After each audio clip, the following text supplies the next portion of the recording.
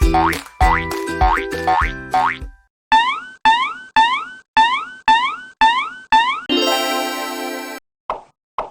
nama saya Bakti Roman Ivan Saputra, nomor absen 7. Saya kesini akan menjelaskan tentang pengertian dari advokat. Pada tahun 1963, tepatnya tanggal 14 Maret, lahirnya suatu organisasi baru yang bernama Persatuan Advokat Indonesia, atau bisa disingkat PAI.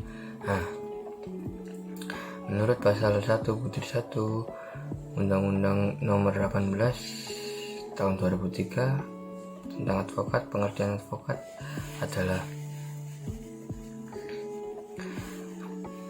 orang yang berstatus memberikan jasa hukum baik di dalam maupun di luar pengadilan yang memenuhi persyaratan berdasarkan ketentuan undang-undang ini. Advokat berstatus sebagai penegak hukum bebas dan mandiri yang dijamin oleh hukum dan peraturan perundang-undangan, karena advokat mempunyai kedudukan setara dengan penegak hukum lainnya dan menegakkan hukum dan keadilan. Perkenalkan, nama saya Dinda Firanda Arianti Dubrakawati. Absen 11, saya akan presentasikan tugas-tugas advokat. Yang pertama, advokat melakukan pembelaan terhadap klien, tidak boleh pilih-pilih, contohnya kelas atas saja. Kemudian mewawancarai dan kemudian memberi nasihat hukum secara ahli kepada pencari keadilan. Setelah itu mencari dan mengumpulkan bukti-bukti dengan bertanya kepada saksi atas permasalahan atau sengketa. Dan yang terakhir, memegang teguh dan menjalankan amanah yang diberi oleh pencari keadilan dengan penuh rasa tanggung jawab dan profesional. Nama saya Marisha Dwi Rahma Aprilia dari kelas 12 IPA 4 nomor absen 15. Di sini saya akan membahas tentang fungsi advokat dari segi perlindungan hukum. Yang pertama yaitu sebagai pembela yang mendampingi tersangka atau terdakwa dalam memperoleh putusan yang adil. Yang kedua yaitu membantu hakim dalam mencari kebenaran dari perkara tersebut dan melakukan pembelaan kepada klien secara adil di peradilan. Yang ketiga yaitu sebagai penasehat hukum untuk memastikan bahwa hak-hak dari seseorang tersangka, terdakwa, dan terpidana tidak dilanggar. Nama saya Maulia Fitri, nomor absen 16. Di sini saya akan membahas tentang hak advokat. Yang pertama yaitu pada pasal 14 yang berbunyi advokat berhak untuk mengeluarkan pendapat atau pernyataan dalam membela perkara yang menjadi tanggung jawabnya di dalam pengadilan. Yang kedua, pasal 15 yaitu advokat bebas dalam menjalankan tugas profesinya untuk membela perkara yang menjadi tanggung jawabnya dengan tetap berpegang teguh pada kode etik dan peraturan perundang-undangan.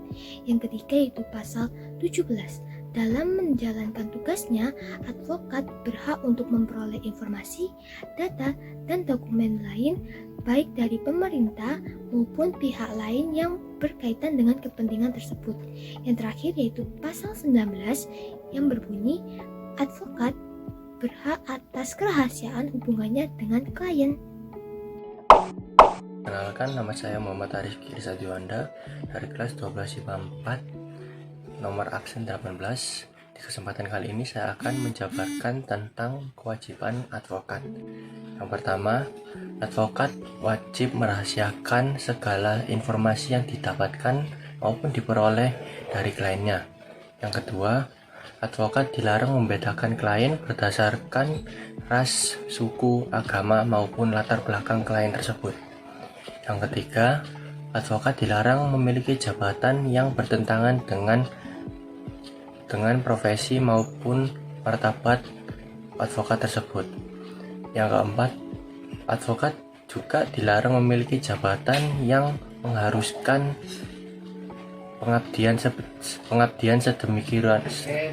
sedemikian rupa yang dapat merugikan profesi advokat tersebut. Yang kelima, advokat yang menjadi pejabat negara tidak melaksanakan tugas advokat tersebut. Nama saya Sandiwardana, nomor absen 31. Di sini saya akan membahas tentang syarat-syarat menjadi advokat berdasarkan pasal 3 Undang-Undang Nomor 18 Tahun 2003. Yang pertama adalah WNI atau warga negara Republik Indonesia. Yang kedua adalah bertempat tinggal di Indonesia. Yang ketiga adalah tidak berstatus sebagai pejabat negara. Yang keempat adalah berusia sekurang-kurangnya 25 tahun. Yang kelima adalah berijazah sarjana hukum. Yang keenam adalah lulus tes ujian yang diadakan oleh organisasi advokat. Yang ketujuh adalah magang sekurang-kurangnya 2 tahun pada kantor advokat. Yang kedelapan adalah tidak pernah dipenjara atau dipidana. Yang kesembilan adalah bersikap baik, jujur, adil, bertanggung jawab, dan memiliki integritas yang tinggi.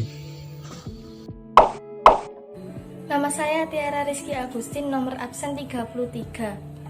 Di sini saya akan memberikan beberapa contoh kasus atau perkara hukum yang dapat ditangani oleh advokat. Yang pertama ada kasus pidana umum, yang kedua ada kasus pidana khusus, yang ketiga ada perkara perdata umum, yang keempat ada kasus perkawinan atau perceraian, yang kelima ada hukum keluarga dan warisan dan lain sebagainya.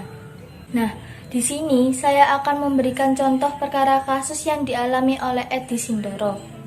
Edi Sindoro merupakan tersangka dalam kasus suap Panitera atau PN Jakarta Pusat, yaitu Edi Nasution. Ia diduga terkait penyuapan dalam pengurusan sejumlah perkara perusahaan di bawah Lipo Group yang ditangani PN Jakarta Pusat. Kasus tersebut bergulir pada 2016. Edi sendiri juga ditetapkan sebagai tersangka di bulan Desember 2016. Pengacara Lukas mengajukan pra-peradilan terkait kasus yang menghalangi penyidikan perkara korupsi Edi Sindoro. Sekian dari kelompok kami. Mohon maaf apabila ada salah kata. Terima kasih.